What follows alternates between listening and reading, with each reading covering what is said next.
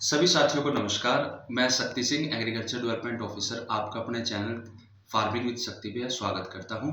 आज हमारे जो गेस्ट हैं डॉक्टर सुरेंद्र जी हैं, जो हरियाणा कृषि विभाग में कृषि विकास अधिकारी के तौर पे कार्यरत है।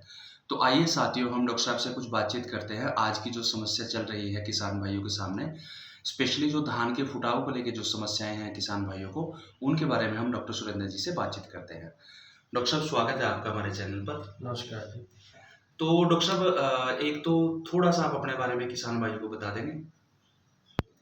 जैसे कि आपने बताया है कि मैं कृषि विकास अधिकारी के तौर पर डिपार्टमेंट एग्रीकल्चर में हूँ, और जैसे आपने जिस जो विषय लिया उसके बारे में मैं थोड़ा किसानों को जागरूक करना चाहता हूँ। क्योंकि किसान क्या हो रहा है अभी पेस्टिसाइड वगैरह का, और अलग अलग जो भी डीलर वगैरह जो भी अपने जो पेस्टिसाइड डीलर हैं वो अलग अलग दवाइयाँ दे रहे हैं कि भाई ये हो जाएगा वो हो जाएगा। अभी उससे क्या है, फसल में तो कोई फ़ायदा दिख नहीं रहा, लेकिन कॉस्ट बढ़ रही है।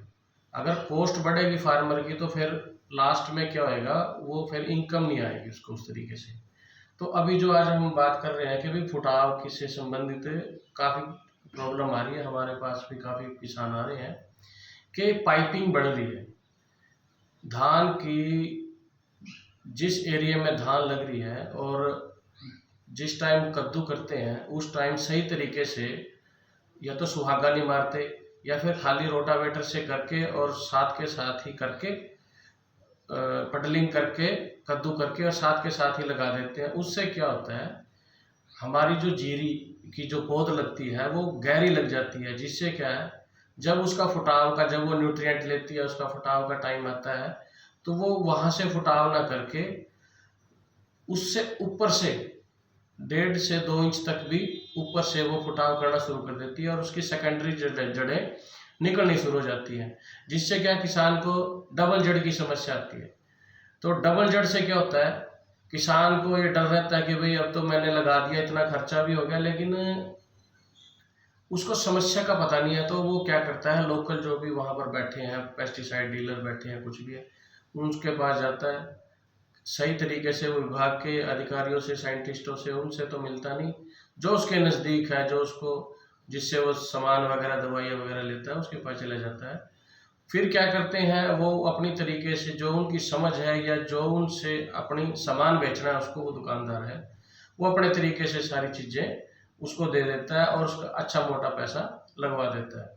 लेकिन ये जो प्रॉब्लम है ये एक फिजियोलॉजिकल डिसऑर्डर है, और ये फिजियोलॉजिकल जो डिसऑर्डर है ये सिर्फ हमारी जो प्रैक्टिस है, जो हम धान को लगा रहे हैं गहराई में लग जाती है, उसकी वजह से पौधे को तो अपनी पैदावार करनी है, तो वो अपनी वो जड़ें ना चला के ऊपर से जड़ें गांठ बना के गांठ से जड़ें शुरू हो जाती हैं उसकी।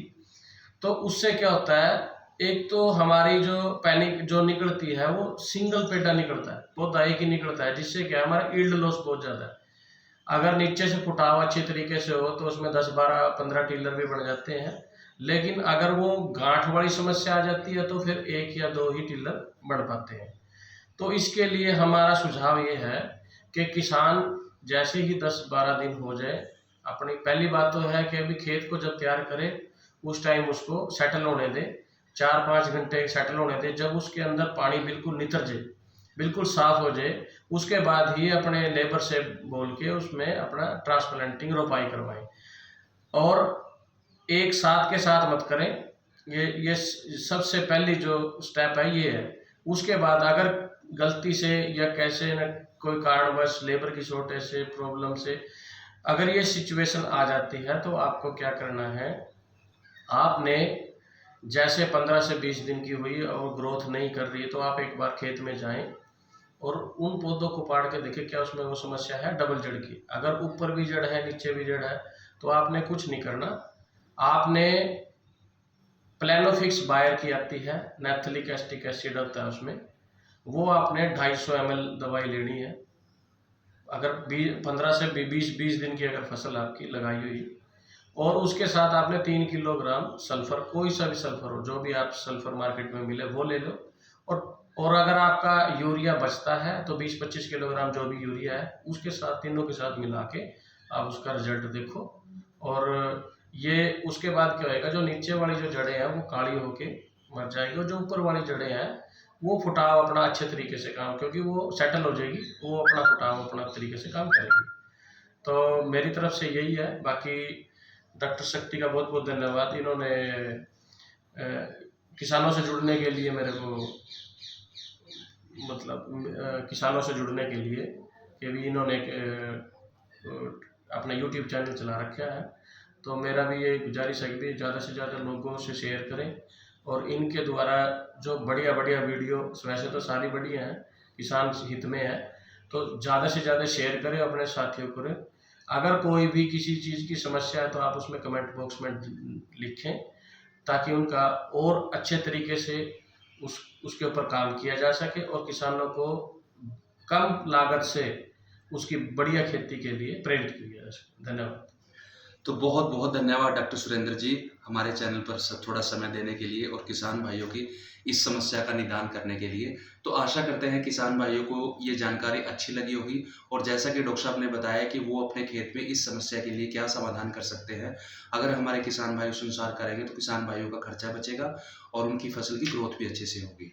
धन्यवाद।